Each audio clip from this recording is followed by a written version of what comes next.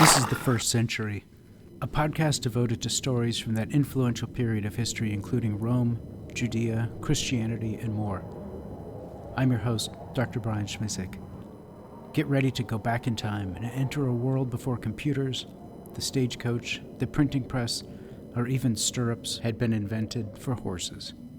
We're about to enter the First Century. Episode 22, The Rise of Caligula. Back in Campania, Gaius, also known as Caligula, came from Capri to accompany Tiberius's remains to the city. Gaius had been on Capri since shortly after his 19th birthday on August 30th, 31. He was now 24 years old, and the period where he could have been making alliances in Rome with senators and learning more about the requirements of running the empire were spent with his strange, sexually deviant uncle on Capri. Gaius remembered his fettered friend, Herod Agrippa, and how he had told him that he would be a much better emperor than Tiberius. So now, Gaius sent 2 letters to the Senate. The first had several instructions, including one for Herod Agrippa's release. The second letter announced Tiberius's death and requested that the Senate grant Tiberius the same honors that had been bestowed upon Augustus at his passing. On March 18th, the Senate received the 2 letters that Gaius had composed and sent. Neither Macro, the praetorian prefect, nor Piso, prefect of the city of Rome, jumped into action, as each preferred to wait until the Senate confirmed Gaius in power.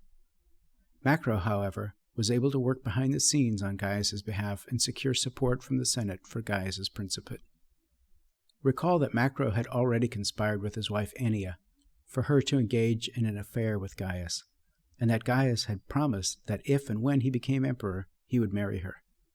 He had even put that in writing at Annia's insistence. So, securing Gaius's role in the principate effectively secured Macro's own position as well. At least, it seemed like a good idea at the time. After the Senate confirmed Gaius's instructions, Macro sent orders to provincial governors and army commanders, and were fortunate to have preserved an oath to Gaius that was discovered in the Roman province of Lusitania, modern-day Portugal. This oath was sworn by the citizens of Aritium on May 11th, less than 2 months after Gaius assumed power. It's an excellent example of the kinds of oaths made by citizens and the legions to the princeps himself.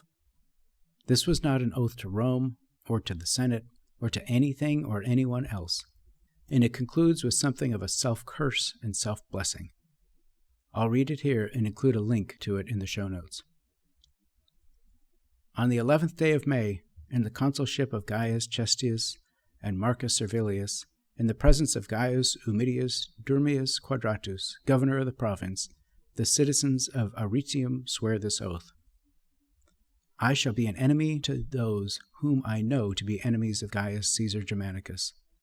I shall neither allow harm to come to him nor to those of his household, and I shall not conceal anyone who intends harm against him. I shall report such persons to Gaius Caesar Germanicus and to those whom he commands. I shall protect his life, his safety, and his power as far as I am able, with good faith and without deceit or evasion. I shall regard as friends those whom he regards as friends, and as enemies those whom he regards as enemies. If I knowingly violate this oath, may I suffer destruction, myself and my property. If I keep it faithfully, may I prosper. On March 28th, the 24-year-old Gaius arrived in Rome, accompanying the corpse of Tiberius. An emperor had not been in Rome for more than a decade. The crowds were ecstatic, not only to see the dead body of Tiberius, but most especially to see the son of Germanicus, whose mother and 2 brothers had been exiled and executed under Tiberius, the same who was suspected of orchestrating the poisoning of Germanicus himself. Gaius was greeted by the people with cries of star, chick, baby, and pet, all terms of admiration and adulation. As soon as he arrived in the city, the crowd ushered him into the Senate and even joined him there to see that absolute power was conferred upon him. Though Tiberius's will named his grandson Gemellus as co-heir with Gaius, Gemellus was only a child at the time. so Gaius named Gemellus his heir, rather than a co-ruler. Gaius also ensured that Gemellus was locked out of his inheritance.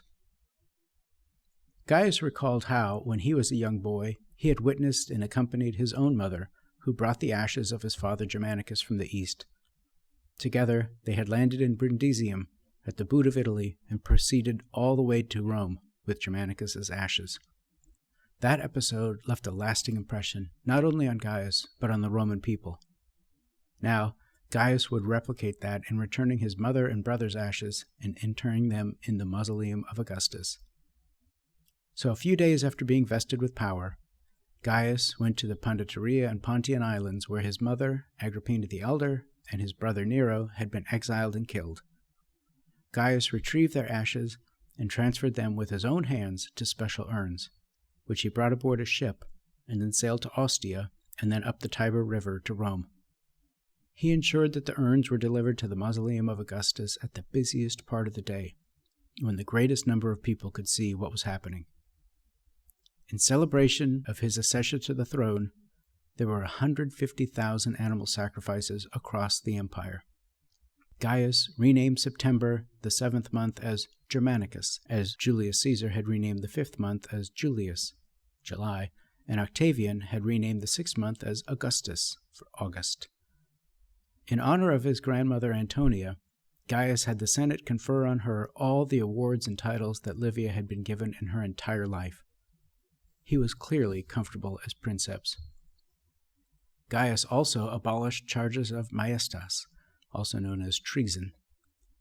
To those involved in earlier attacks on his family, he made a show of burning all the papers related to those cases, saying that he had never read them. The documents were really the property of Tiberius rather than the Senate, as the trials were before the emperor and not the Senate. The abolition of these charges and the burning of the documents also made Gaius even more popular by the people. By the time Pilate arrived in Ostia, the port city of Rome, the first news he heard was that Tiberius had died on March 16th, a few weeks earlier. Gaius did not reappoint Pilate, but after 10 years and a new emperor, the time was right for a new assignment, though that has been lost to history. Gaius did appoint the new prefect Marcellus, who was a friend of Vitellius, the governor of Syria.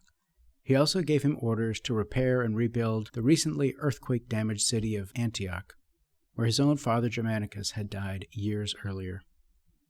As Gaius was only 7 years old at the time Germanicus suffered death by poison, or so it was thought, Gaius held the city in esteem. To assist with the rebuilding, Gaius sent 3 senators. One of the repairs that needed to be completed was the aqueduct from Daphne to Antioch. Vitellius, Gaius's old chariot racing friend, had served for about a year as governor of Syria when he joined Antipas in Jerusalem for Passover. It was while they were together that they heard that Tiberius had died and that Gaius had come to the throne.